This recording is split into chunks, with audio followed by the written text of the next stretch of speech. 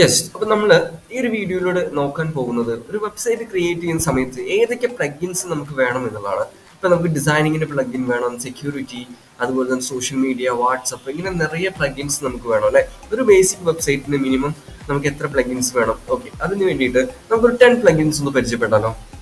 ആദ്യത്തെ പ്ലഗിൻ എന്ന് പറയുന്നത് എലമെന്റർ എന്ന് പറയുന്ന പ്ലഗിൻ ആണ്. ഓക്കെ, എലമെന്റർ നിങ്ങൾക്ക് ഇവിടെ കാണാം, ഞാൻ ഓൾറെഡി ആക്ടിവേറ്റ് ചെയ്ത ഒരു പ്ലഗിൻ ആണ്. 10 മില്യൺ പ്ലസ് ആളുകൾ യൂസ് ചെയ്യുന്ന ഒരു പ്ലാറ്റ്ഫോം ആണ്, ടൂളാണിത്. ഏകദേശം 6000 പ്ലസ് നല്ല റിവ്യൂസും കാണാൻ സാധിക്കും. ഓക്കെ, അപ്പൊ ഇതിന്റെ കൂടെ നമുക്ക് എലമെന്റർ ഡിസൈനിങ് പ്ലഗിന്റെ കൂടെ നിങ്ങൾക്ക് ഒപ്പം തന്നെ എടുക്കാൻ പറ്റുന്ന കുറച്ച് പ്ലഗിൻസ് ആണ്. ഇപ്പോൾ എലമെന്റ്സ് കിറ്റ്, അതുപോലെ തന്നെ ഇവിടെ നിറയെ പ്ലഗിൻസ് ഉണ്ട്. അതൊക്കെ നിങ്ങൾക്ക് യൂസ് ചെയ്യാം, യൂസ് ചെയ്യുന്നതിൽ പ്രശ്നമൊന്നുമില്ല. അതുപോലെ തന്നെ നിങ്ങൾക്ക് SEOക്ക് എഴുതുന്നുണ്ടെങ്കിൽ യോസ്റ്റ് SEO നമുക്ക് എടുക്കാം.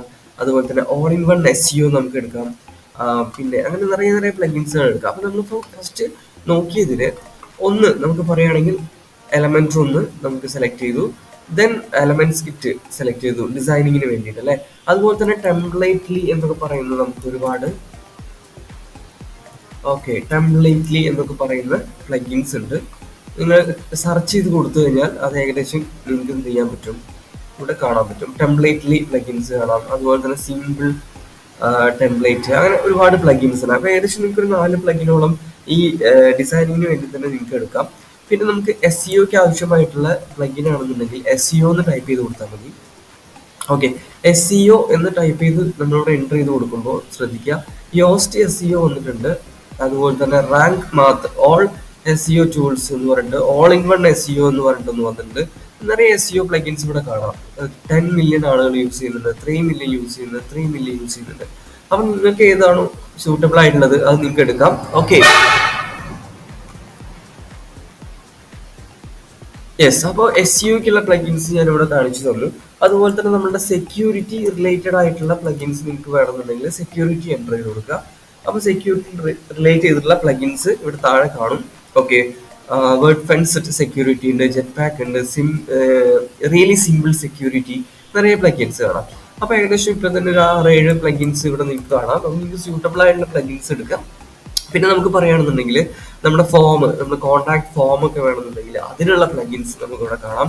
അപ്പോൾ ഏതൊക്കെ പ്ലഗിൻസ് ആണ് വരുന്നതെന്ന് നമുക്ക് നോക്കാം. ഒരുപാട് പ്ലഗിൻസ് ഉണ്ട്, നമുക്കും അതും ഇതുപോലെ തന്നെ നിങ്ങൾക്ക് ബെസ്റ്റ് ആയിട്ടുള്ള ചൂസ് ചെയ്യാം.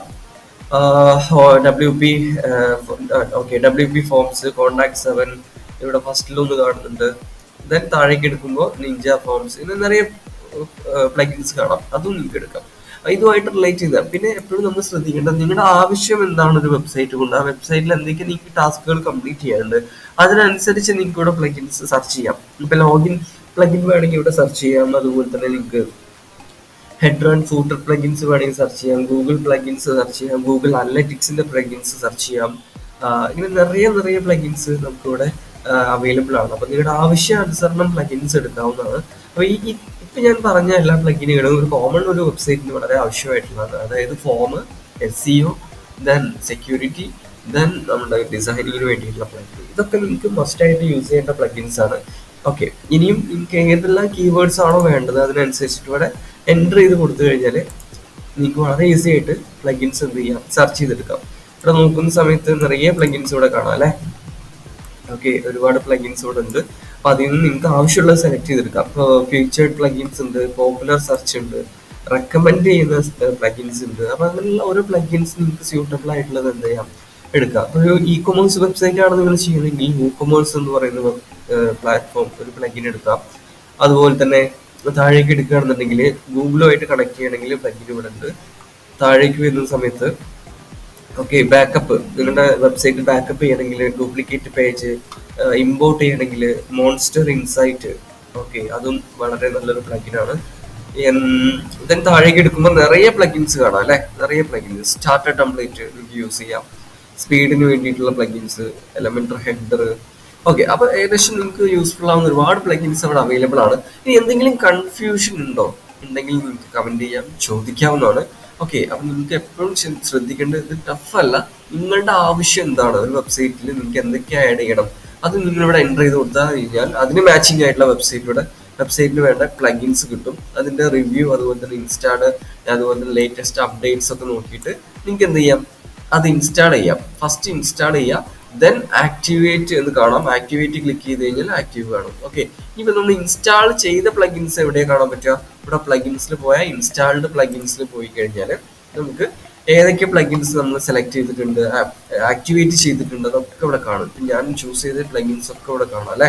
അതൊക്കെ ഇനി ഡീആക്ടിവേറ്റ് ചെയ്യണമെങ്കിൽ ഡീആക്ടിവേറ്റ് ചെയ്യാം, അല്ലാത്ത പ്ലഗിൻസും ഒക്കെ ഇവിടെ കാണുന്നുണ്ട്. യെസ്, അപ്പൊ ഇതുപോലെ നിങ്ങളുടെ വെബ്സൈറ്റ് ക്രിയേറ്റ് ചെയ്യുന്ന സമയത്ത് ആദ്യം പ്ലഗിൻസ് യൂസ് ചെയ്യാം, അതിനുശേഷം നിങ്ങൾക്ക് വേണ്ട തീമുകൾ യൂസ് ചെയ്യാം, ഡിസൈൻ സ്റ്റാർട്ട് ചെയ്യാം, കണ്ടന്റ്, അങ്ങനെ നിറയെ കാര്യങ്ങൾ ചെയ്തിട്ട് നിങ്ങളുടെ വെബ്സൈറ്റ് കംപ്ലീറ്റ് ചെയ്യൂ. ഓക്കെ, മറ്റൊരു വീഡിയോയിലെ നമുക്ക് വീണ്ടും കാണാം. Thank you.